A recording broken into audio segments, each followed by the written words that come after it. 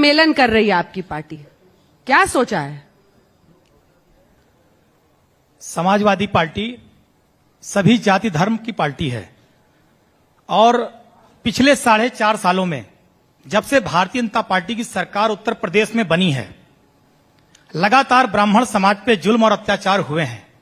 ब्राह्मण समाज मारा गया है, सताया गया है, फर्जी एनकाउंटर हुए हैं, फर्जी मुकदमों में जेल भेजे गए हैं और आज पूरी तरह से ब्राह्मण समाज भारतीय जनता पार्टी से नाराज है। विकास दुबे का एनकाउंटर फर्जी था? मैं विकास दुबे की बात नहीं कर रहा, ढेर सारे एनकाउंटर हैं, मैं सूची पूरी लेके आया हूं, अगर आप देखना चाहेंगे। निकालिए पुत्र। ये देखिए, कम से कम 1000 से ऊपर ब्राह्मण समाज के लोग मारे गए, जिनके परिवार पे परिवार की कोई मदद सरकार द्वारा नहीं हुई, न्याय नहीं मिला। दूसरा सवाल आपने विकास दुबे का किया, मैं आपके चैनल के माध्यम से पूछना चाहता हूं। लक्ष्मीकांत वाजपेयी जी बैठे हैं भारतीय जनता पार्टी की तरफ से। 2 पन्ने में 1000 नाम आ गए, 4 पन्ने नहीं, 500-600 नाम है, बाकी और हैं। हाँ। मैं पूछना चाहता हूं, खुशी दुबे का क्या अपराध है, बता दें। आज खुशी दुबे किस अपराध में जेल काट रही है, इसका जवाब आदरणीय लक्ष्मीकांत वाजपेयी दे दें। दूसरा सवाल, आप ब्राह्मणों के मुद्दे पर बात कर रहे हैं। समाजवादी पार्टी की सरकार थी, आदरणीय मुलायम सिंह जी ने, आदरणीय अखिलेश जी ने विकास दुबे का एनकाउंटर सही था?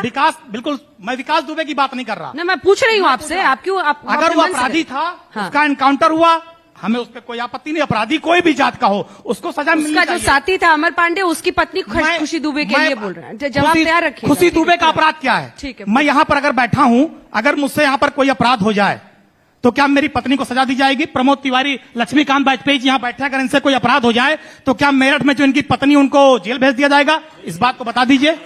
आपकी बेटियां, हाँ ठीक, भाभी जी आई हुई हैं। दूसरा मेरा एक सवाल और है, मैं जो करना चाहता था, आपने अपराध की बात की और विकास की बात की। रीता बहुगुणा जोशी जी बड़ी नेता हैं, मंत्री थी, आज सांसद हैं। आज आप बताइए, आज अपराध की बात कर रहे हैं, उनका जिसने घर जलाया उसको आप भारतीय जनता पार्टी की सदस्यता दिला रहे हैं। क्या आप कितना ब्राह्मण का अपमान करेंगे? लगातार ब्राह्मणों का अपमान तो हो रहा है। एक और बात कह दूं फिर खत्म करूंगा। ब्राह्मण अपमान का तो सबसे जीवंत उदाहरण स्वयं लक्ष्मीकांत वाजपेयी जी हैं भाजपा में। इससे बड़ा कोई उदाहरण नहीं मिलेगा, इससे बड़ा कोई उदाहरण हो ही नहीं सकता। 2014 में आपने नरेंद्र मोदी जी को प्रधानमंत्री बनाया, उत्तर प्रदेश से ढेर सारे सांसद जिताए और उसी दिन से आप फांसी पर हैं। तो भारतीय जनता पार्टी में ब्राह्मण उत्पीड़न का और ब्राह्मणों की बेइज्जती का इससे बड़ा उदाहरण कोई नहीं हो सकता। आप मेरे आदरणीय हैं। सोचा था आपने मंच पर आने से पहले कि आप ही प्रतीक बन जाएंगे? अंजना जी सिर्फ एक मिनट, आप कमजोर नफ्स पे चोट किया है पांडे जी ने। अंजना जी एक मिनट, ठीक है, पूरा आप मेरे आदरणीय हैं। प्रमोद जी हमारे आदरणीय, क्योंकि 2012 में मैं पहली बार अयोध्या से समाजवादी पार्टी के टिकट आदरणीय अखिलेश जी के आशीर्वाद से विधायक बना, जनता जनार्दन के आशीर्वाद से।